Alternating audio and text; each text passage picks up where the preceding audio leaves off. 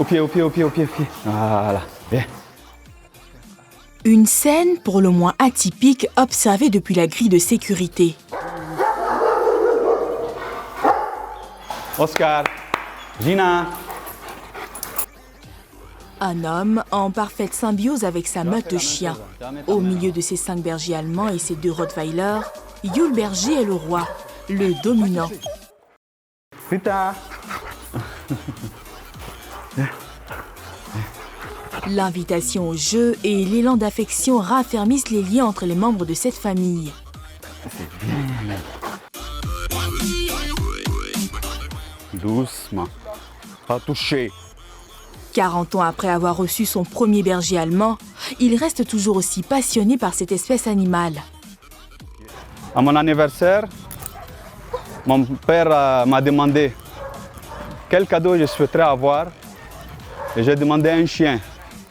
Et ça considérait qu'elle était en Espagne pour un voyage d'affaires et elle m'a offert mon premier berger allemand. Et puis depuis ce jour, l'amour des chiens et surtout pour la race berger allemand est resté avec moi.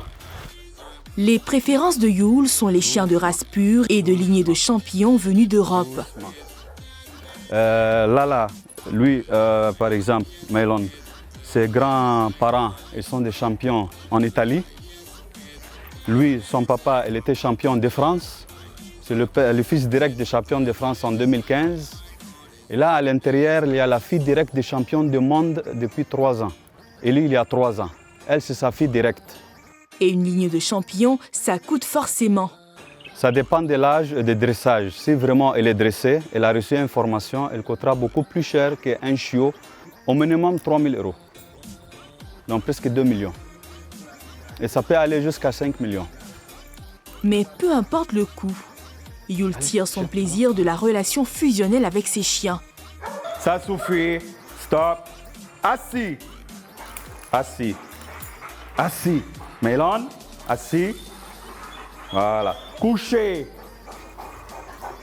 Bon chien. Pas bouger. Je communique avec mes chiens comme je parle avec eux. Comme c'est des êtres humains qui sont avec moi. Non, oui, fais ça, fais pas ça, on joue un peu. Il n'y a pas un chien qui n'est pas fidèle. Même quand elle ne peut pas se défendre, au moins elle peut montrer à son propriétaire qu'elle est fidèle, elle peut au moins envoyer. Elle peut faire quelque chose, elle peut gratter le mur, le sol, au moins elle va montrer qu'elle peut faire quelque chose pour les protéger.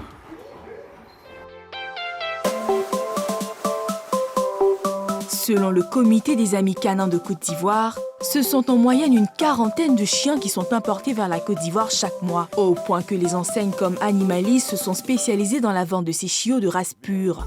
Ici, comme ça, nous avons un Spitz allemand, lui un Carlin, et puis voici un Chihuahua, ça tout le monde le connaît, un Chihuahua. On a 2 bergers allemands, on met tout. Ici, on a les 2 là, c'est des Shiba. Ici, on a un Akita Inu, il est japonais.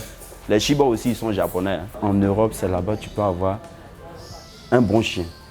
Un chien qui a une race pure, c'est en Europe. On peut même trouver leur pédigré, sans problème.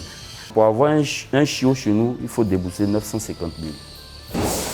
C'est pratiquement 1 million. Bon, disons, mais pour un chien de race, de pure race, en tout cas 1 million, mais moi je trouve que c'est encore peu. L'intérêt pour cet animal de compagnie a fait du meilleur ami de l'homme la matière première d'une industrie extrêmement florissante. Des entreprises comme celle de Tiekura Bonmané n'ont pas hésité à développer des chenils en raison de la demande grandissante. Les chiens que vous avez déjà préparés, il faut les faire monter. Ceux qui ont l'habitude de monter pour aller en zone nord. Hein? Et puis ceux-là, allez les remettre dans leur box. Dépêchez-vous. Il est déjà presque, il est l'heure. Il faut en action. Cet après-midi, Tiekura supervise le départ en poste d'une 60aine de chiens. Ces 2 chiens sont des malinois. Vous voyez déjà leur réaction. Ça, c'est des malinois. C'est des très bons chiens de garde. Lui aussi, c'est un griffon qu'on a eu à croiser avec un berger allemand. Hein? Voilà. Et ça, c'est un Richback qu'on a croisé avec un Boerboul. Voici plus de 30 ans que Tiekura s'est lancé dans le business canin. Des chiens de toute race, des croisements de toutes sortes que son entreprise met à la disposition de sociétés de sécurité. Les gens ont besoin vraiment des chiens qui sont très représentatifs. Voilà. Et qui ont du caractère. L'élevage, le dressage et la location font partie des offres du chenil. En moyenne, pour un chien, normalement, qui doit travailler 5 000 par jour. Voilà, parce que le chien demande beaucoup. Donc 150 000 par mois. Voilà, le chien demande beaucoup. Au niveau des soins, au niveau du dressage, l'entretien, au niveau du transport. À cela, il faut ajouter la vente de chiots. On peut vous le faire 100, 150. 100, 150. Il y a des chiots ici qu'on peut même vous vendre à 200 000. Oui, selon la race. Tiekoura tient à nous présenter ses installations, objet de sa fierté. Aujourd'hui, je suis très fier. Le chien, ça nourrit son homme. Là, le chien nourrit son homme. J'ai même pris du poids et assez de poids, grâce à Dieu et grâce au chien. Le dynamisme de ce marché n'a pas échappé à certaines sociétés de gardiennage qui ont décidé de créer leur propre chenil. Et le cahier des restants de croquettes, les chiens qui n'ont pas mangé là. Il y a ça? Oui, c'est là. D'accord, vous me montrer? Ce matin, c'est visite vétérinaire. Tu vas prendre la température de Onyx. Ok, chef. Voilà, puisqu'elle n'a pas monté hier. 38,9. Oui. Ok. Avant de vérifier la forme physique des chiens, le point de la tournée est transmis à Didier Laurent Sophie, le responsable du chenil. Au niveau de la cuisine, ça va. J'ai vu les chiens qui n'ont pas mangé, c'est bon. On a pris la température des chiens qui sont restés sur place, c'est bon. Donc dans l'ensemble, il n'y a pas de problème. Devenus un élément clé de la sécurité, les chiens font l'objet d'une attention particulière pour en faire des chiens protecteurs. Voilà, tu caresses ton chien, il faut le calmer. Voilà, il faut le calmer. On calme son chien. Chien, hâte, assis. On caresse son chien. Toi, tu es derrière, mets-toi au même niveau que le chien. Séance de dressage, d'obéissance et de mordant pour en faire de bons gardiens. On a des clients très fidèles et qui ne voient que par le chien et le maître-chien. Parce que c'est vrai qu'ils sont rassurés en sachant que le chien va veiller à leur sécurité. Une assurance qui coûtera tout de même aux clients la coquette somme de 500 000 francs CFA par mois. Vous pouvez constater que vous n'avez aucun chien maigre. Ils sont bien nourris, ils sont bien traités. Ça a un coût. On ne peut pas vouloir de la qualité avec un coût. C'est comme si vous dites je veux une Ferrari et puis vous mettez rien que pour une 2 chevaux. C'est pareil. Vous voyez? Donc il faut savoir que tout a un coût. Vous voulez de la qualité ça se paye. La Côte d'Ivoire compte plus de 7 millions de chiens. Une mine d'or pour les opérateurs du domaine de l'alimentation pour chiens. Je viens de recevoir 2 messages là pour des livraisons. D'accord. Madame Diomandé et puis Mamie. On va lui proposer un sac de 20 kilos, Pipi. Il y a 2 ans, Myriam et Ida flairent la bonne affaire. Énormément de familles aujourd'hui ont des chiens à domicile, que ce soit des chiens de garde ou que ce soit des chiens qui amusent, et des chiens de salon comme on les appelle souvent.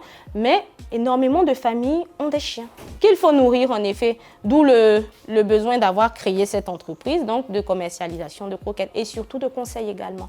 Si pour l'heure, c'est encore de leur garage que les sœurs Tessia organisent leur livraison, les produits de leurs différentes gammes cartonnent. On peut aller par exemple sur un chiot de grande race, on proposera ce produit ou ce produit, soit en 15 kg, soit en 20 kg, parce que les chiens de grande race mangent généralement plus que les chiens de petite taille. Si vous avez un caniche, qu'est-ce que je vous proposerai? Je vous proposerai d'aller sur un sac de 4 kg pour cette marque premium. Donc, c'est soit du poulet, de l'agneau ou du saumon qu'on retrouve généralement dans les croquettes ajoutées à certaines céréales qui sont le riz brun ou du riz blanc tout court.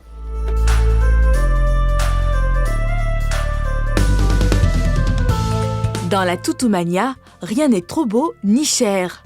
Les meilleurs amis de l'homme ont désormais droit à des accessoires que proposent des boutiques spécialisées. On a des petites cravates comme colliers, des petits nœuds. Ça, c'est des harnais. C'est un peu des petits gilets que les chiens vont porter pour pouvoir les sortir, pour pouvoir mieux les contrôler. Là, c'est des laisses. Ici, on a des brosses. Ça, c'est une pièce de toilettage. C'est là qu'on va prendre soin de nos chiens. On va les laver, on va les nettoyer les oreilles, on va leur couper les griffes. On va prendre soin de leurs yeux, des pattes, tout ce qu'il faut. On leur fait des petites coupes. En fonction de chaque race, à une coupe précise pour qu'ils aient le style qu'il faut avec. Le toilettage, ça va de 10 000 et ça grimpe. Dans le business de la filière canine, l'éventail de l'offre est infini. Et quand il s'agit de l'entretien et du bien-être du premier animal de compagnie de Côte d'Ivoire, les cliniques vétérinaires comme celle du Dr Daouda ne désemplissent pas. La clinique est sollicitée au quotidien pour les bobos en tout genre. Entre consultations, vaccins ou hospitalisation pour les cas les plus graves, comme avec ce chiot berger allemand. Il est mal en point. Hein. Je pense qu'ils avaient un premier chiot qui, de par lui, tout est parti, qui était un peu malade. Ils sont arrivés, on a prescrit l'ordonnance comme c'était la veille des fêtes. Ils n'avaient pas le temps de tourner dans tous les sens pour acheter les médicaments. Finalement, le chiot, avec les premiers soins, a commencé à manger. Du coup, ils ont pensé que c'était fini. Et voilà, 2 jours après, ils reviennent complètement. Je pense que le chiot est mort. Et il a dû contaminer les autres. Ça m'inquiète parce que c'est notre chien, s'il meurt, c'est pas du tout bien. Les services proposés sont aussi variés qu'onéreux. Il y en a des clients qui vont jusqu'à 300 000, 400 000 francs. Il y en a des clients qui sont même prêts à payer 1 million. Des fois, il va arriver même des fois où on évacue un chien en France. La passion des propriétaires fait tout de même tourner le business canin. Oui, évidemment, ça fait tourner le business. Il y a des gens qui font importer les chiens. Il y a des gens qui font du chien un chien de travail. Plus les vétérinaires, ça fait tourner, c'est un lobby autour du chien. Et ça fait plaisir.